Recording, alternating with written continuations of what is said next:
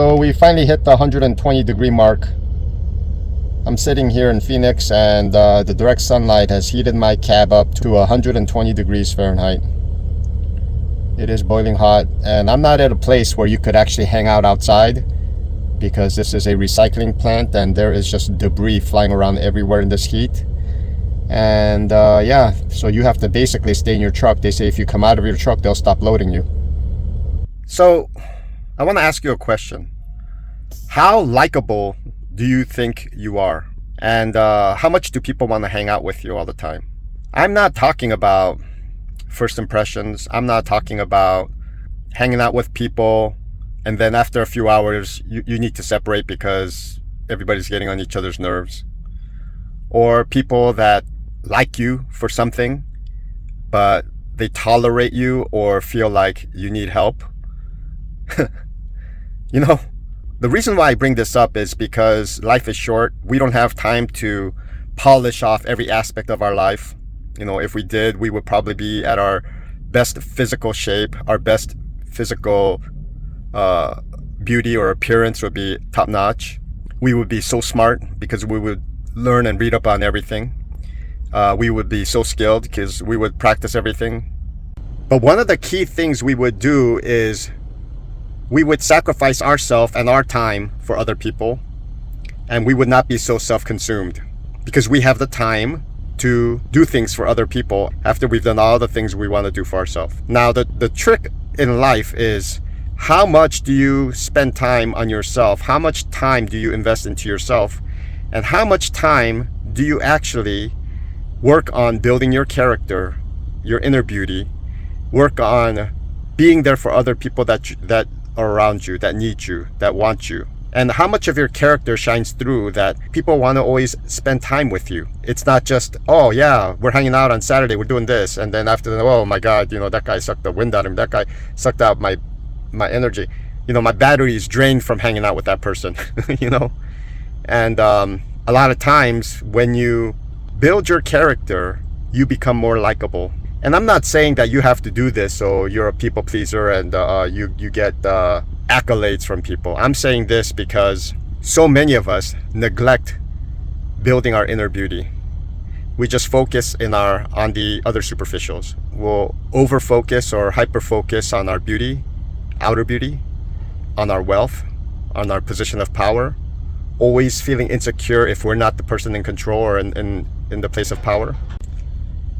You know, most things in life come and go, and outer beauty is one of those things. You know, there are people so desperate to try to look beautiful on the outside, but everything fades. Eventually you get older, eventually you either gain weight or lose too much weight or something happens to you.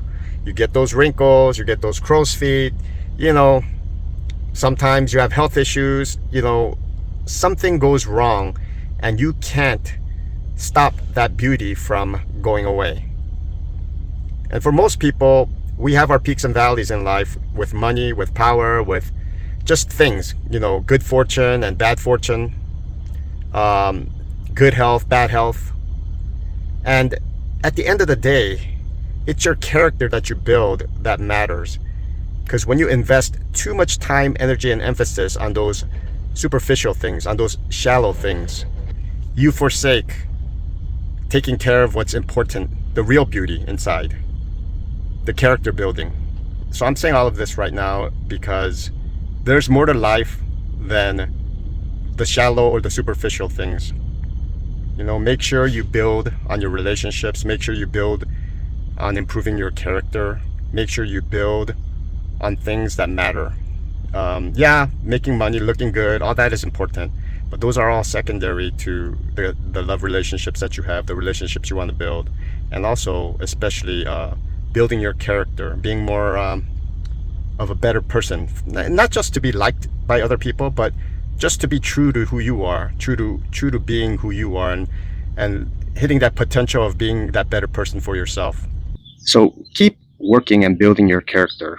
And I want to talk right now about a spoiled child syndrome that a lot of us grown adults, you know, whether you're 20 something or 60 something, we still haven't worked things out within ourselves. We still didn't figure out that life isn't just about us. You know, a lot of times The spoiled child syndrome is all about me. Lots of arrogance, not much substance inside, hard to be humble, easily offended, easily triggered. So we got to keep working on this character building thing, because when we let it slide, it's like everything else in life. We just go back into our shell and become self-centered again. So we've got to keep pushing through, building character every day. It's like a battle. We have to keep fighting ourselves, our selfish nature, to be better people. Now, whether you want to do it or not is up to you. It's not something you have to do, but you will feel the repercussions of that by the people around you and the people that appreciate you. So work on building this character, because it's more than about you and about the little bubble that we put ourselves in. Now, a lot of this self-centered, self-focused energy is tricky for people that are successful.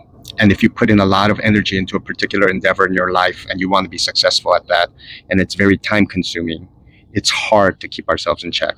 I'm talking about people that are successful in whatever field they're in: CEOs, musicians, artists, performers, basically stars, professional athletes, people that have put in a lot of energy and time into a certain endeavor. Usually you've got a team of people catering to you for your success. So it's hard not to be self-consumed and self-focused. And a lot of energy goes into your success, because your success provides other people's success. All the people behind the scenes are relying on you to be successful. Now, when you're in that kind of an environment, it's hard not to be self-consumed and self-focused. But this is when honest people next to you, around you, can hopefully speak the truth to you and keep you in check, because if nobody can keep you in check, you're going to be in trouble. Also, a lot of self-reflection is important. A lot of self-reflection, so that we sit there and say, did what I do or did what I say come across right? Or did I make a mistake? Or did I offend that person? Or should I have done things better or differently? So when we do self-reflection and also have other people sounding off to us, and it's important, hey, so-and-so, do you think that I handled that correctly? Did I make a mistake saying that? Did I make the wrong move here? And people can honestly tell you, well, that wasn't very smart. You should go apologize, blah, blah, blah. And we have the capacity to hear that and not get offended, and then also be able to react or act. I think that's important. Just like it says, metal sharpens metal. So you need good people around you to make sure that you're not going off the deep end and you're not somebody so disliked when you're trying your hardest to be somebody that people like. That's right. You know what time it is. It's time for Business Bites. Business Bites. So expanding on the Business Bites last week about the camping ground, I am thinking about adding an element to this to gain more customers. So one of the things I was thinking about is attracting tour buses, people from out of the country that show up, and they could do tent camping without any hassle. You provide the tents, you set up all the tents for them, and you provide the meals, you provide everything. They just get to enjoy a part of nature in America and have a camping experience without any hassle, without any headache, without any setting up, tearing down, prepping and buying. And I know a lot of camping has to do with that part of it, and prepping and doing all that. That makes camping. But for some of these people that come from out of the country, it might be something very easy to do. And whereas normally they would not go out and buy or get tents and do all that when they're here just for like a week or so, And so you set it all up, and it could be like a one-nighter, two-nighter, and you have a staff that can provide the food and, just make it very enjoyable for them. It's like when you were a kid and you went camping and the grown-ups did everything and you just got to enjoy it, and you had some of the most memorable experiences, and you still look back and look fondly back on camping. So just a little quick addition to my previous Business Bites. Business Bites. So yeah, I'm sitting in this heat, 120 plus degree weather now. It's getting hotter and hotter. It started off at 113, now it's 120, 121. Anyway, I'm in Phoenix, trying to get loaded up here at this recycling place, and just thinking about a lot of things and what matters in life and what doesn't really matter, and how jobs come and go. I mean, even this truck driving thing, at a certain point, it's not going to be something that I do for the rest of my life. It could go for a while, it could end next week, who knows? You never know. But I'm gonna be being true to who I am, or trying my best to be, and it's a struggle. So I make these videos more, just as I think about things and wrestle with things within myself, and just reconfirm a lot of the things that I go through myself, so that it's a reminder not to deviate from the direction I was headed, and a lot of times you get derailed. There's so many things in life that derail you, so stay focused. stay focused and make sure that we are all heading on the path that we want to be, what we determined was the right path. And that's why I make these videos, so we could keep reminding ourselves, because it's not like a one and done thing in life where you set it on cruise control and then the next thing you know, 20 years later, you've done it all, It's a constant battle. A lot of the tough things and the character building things and the things that require some kind of direction and action, it needs constant reminding. It's almost like a daily alarm clock, Don't forget this, you have to stay here, you have to do that, And so that's one of the reasons why a lot of my videos sound kind of repetitive at points, is because these are things in my life that I have to keep reminding myself. And hopefully in turn, as you watch it, you could have discussion points with yourself or reflection points where you can sit and, maybe these things don't even apply to you at all, but you kind of know where other people are coming from and you have a better understanding of people like me, and then also it helps you reflect on yourself and you have a better understanding of yourself as well. So hopefully these things help. What is going on, my people? So this week is going to be another week where things are drawn out. I'm ending the week on a Sunday afternoon, and I'm gonna probably have about 2200 miles or 2300 miles. Anyway, it could have been better, but wasn't too bad. I don't know what it is, but it seems difficult to try to get 6 runs in every week now in 5 days. It was possible before, but for whatever reason, it's not happening as frequently now. And so you have to pretty much fight for your loads. And a lot of times it's hard to get the loads you need. And while a lot of drivers that want to drive more are getting slowed down, it seems like they're hiring more people in our department. We came across a couple more new drivers. So, I don't know. It doesn't make sense. I think our department needs to hire more local drivers and less regional drivers. That way we could handle a lot more if we let the regional drivers do the long distance runs and the local drivers pick up the relays and do the local runs. We could probably handle a lot more volume instead of hiring too many regional drivers and sending them home early and not having enough local drivers to handle the relays. I just think it's common sense, but it seems like these decisions are made so that the drivers aren't late, because the last thing you want to have is drivers show up late all the time because they have too many loads. I get it, but that's when you have to weed out the good drivers with irresponsible drivers or the drivers that make more mistakes. You reward the drivers that are on time and are willing to drive and that are diligent, and the people that drop the ball every once in a while, okay, you give them a timeout and then try again later, if they want those 6 loads. But I don't know. It is what it is, and we make the best of it each week. At a certain point, if it doesn't make sense, the drivers have to make their decisions on what's the next thing they're doing. The next chapter of their life. Is it a new company with a different truck? Is it an office job as a dispatcher or a manager or operations person? You never know.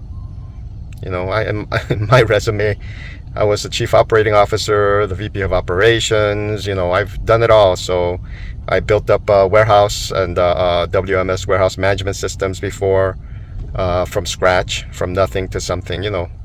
Was involved in a lot of that stuff before. So now I know the trucking side and the logistics side as well. So there's a lot of doors that could open for me, but for whatever reason, I'm here trucking. And there is a sense of freedom in trucking, but it comes at a cost. So at a certain point, I think there's burnout for a lot of drivers. It's just natural. But if you had an office job, a lot of people have burnout in the office as well, in your cubicle, your little jail cell that you go into every day, cubicle, or your office. Even your office could feel like a jail cell, Anyway, I think it's more than anything our attitude and our mentality, and for us to try to stay positive as much as we can throughout, the weeks and months and years. You need to bring that inner strength out sometimes, because not every day is going to be easy. And if it was an easy job, who's going to pay you what you're getting paid? Nobody would stick around. If it's that difficult but you're not getting paid enough. But if it was an easy job, nobody would pay you that much, because everybody and their grandmother would want that job, right? So the difficult jobs get higher pay, usually. Anyway, that's all I have for you guys this week. If you're driving, stay safe out there. God bless all of you. Thank you for following me on this journey. And, it's a crazy world, so I hope you experience peace. And until next time, cheers.